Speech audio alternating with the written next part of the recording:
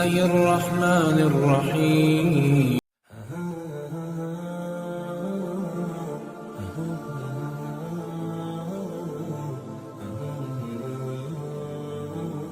امام حسین کی شہادت کے بعد جب آل رسول کو قید کر کے امام حسین کے سر کو کاٹ کے نیزے پہ بلند کر کے شام کی طرف لے جایا گیا تو جہاں جہاں سے یزید کا قافلہ گزر رہا تھا لوگ پوچھ رہے تھے کہ یہ کس کا سر ہے اور یہ بیبیاں کون ہیں. جس کو بھی معلوم ہو کہ یہ رسول اللہ کا خاندان ہے تو ہر کوئی دل ہی دل میں ان ظالموں پہ لعنت کرتا رہا اور کوشش یہ تھی کہ یہ لعین ہمارے شہر نہ رکے.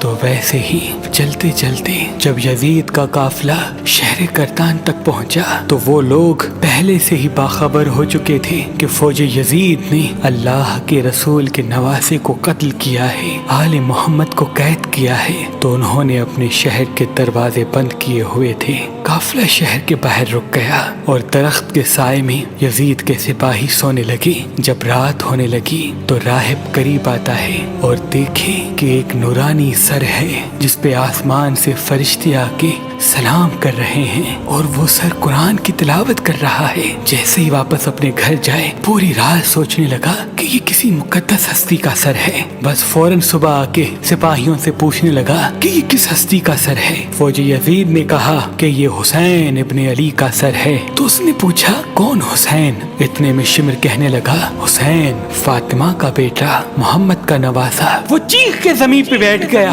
اور کہنے لگا کتنے بدبخت ہو، اپنے رسول کے نواسے کو ہی قتل کر دیا. اور یہ عورتیں کون ہیں؟ شمر کہنے لگا یہ رسول اللہ کی نواسیاں ہیں، بیٹیاں ہیں. وہ رو رو کے کہنے لگا اے شمر مجھے اس مقدس سر کو ایک رات کے لیے دے دو. شمر کہنے لگا یہ قافلہ شام جا کے رکے گا کیونکہ ہمیں یزید سے بہت بڑا انعام ملنا ہے. راہب نے کہا میرے پاس 10,000 درہم ہے، اگر ایک رات کے لیے سر دے دو تو وہ میں تمہیں دے دوں گا. سب آپس میں صلاح مشورہ کرنے کے بعد اس بات تک آ پہنچے کہ ایک رات اور رکتے ہیں. بالآخر ان ظالموں کو 10,000 درہم دے کے راہب امام حسین علیہ السلام کا سر لے کے اپنے گھر آ گیا اور ایک پتھر پہ آ کے اس سر کو رکھا اور زاروں قطار رونے لگا. اتنے میں امام حسین علیہ السلام کے سر سے آواز آئی اے راہب یاد کر جب تو اولاد کی دعا کروانے کے لیے میرے نانا کے پاس آیا تھا اور تمہارے مقدر میں اولاد نہیں تھا.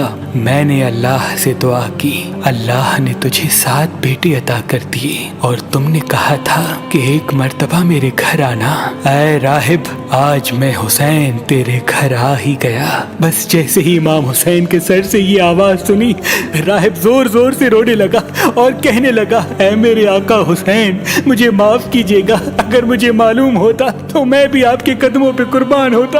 امام حسین نے فرمایا اے راہب اللہ کی مرضی یہ ہے کیونکہ اللہ کا دین میرے خون سے زندہ ہونا تھا. پوری رات وہ مولا حسین کے سر سے گفتگو کرنے لگا. جب صبح کا وقت قریب آیا تو راہب نے سوچا کہ میں مولا حسین کا سر واپس کیسے کروں. تاریخ نے لکھا وہ جو 7 بیٹے امام حسین کی دعا سے ملے تھے ان میں سے ایک بیٹے کا سر قلم کر کے شمر کے پاس لے گیا. شمر نے جیسے ہی سر کھول کے دیکھا تو کہنے لگا یہ حسین کا سر نہیں. وہ واپس آیا، دوسرے بیٹے کا سر قلم کیا. انہوں نے وہ دیکھا، پھر کہا یہ حسین کا سر نہیں. ایسے کرتے کرتے راہب نے امام حسین کے عشق میں اپنے 7 بیٹے قربان کر دیے. جب آخری بیٹے کا سر شمر نے دیکھ کے یہ کہہ دیا کہ اے راہب تو وعدہ خلافی کر رہا ہے، اگر حسین کا سر نہیں دیا تو ہم تیرے پورے خاندان کو قتل کر دیں گے. بس جیسے ہی واپس اپنے گھر پہنچا تو امام حسین کے سر سے آواز آنے لگی اے راہب اپنے سارے بیٹوں کے سر ان کے جسم کے ساتھ رکھو، اللہ کے کرم سے تمہارے سارے بیٹے زندہ ہو جائیں گے اور میرے سر کو اٹھاؤ فوج یزید کے حوالے کر دو کیونکہ یہ اللہ کی مرضی ہے.